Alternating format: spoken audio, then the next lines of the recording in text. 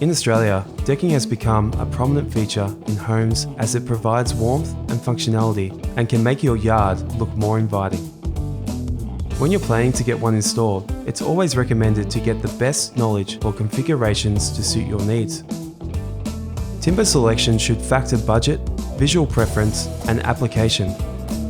While there are a lot of options available, two timber types make it to the top: Merbau decking and treated pine decking.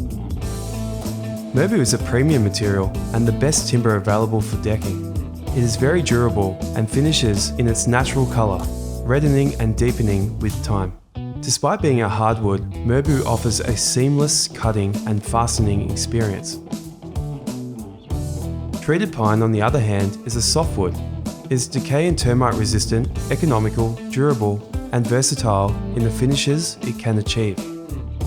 When preserved and treated correctly, it can last for 15 to 20 years. Our customers love treated pine as it's not only cost effective, but they can paint and stain it to match any colour scheme.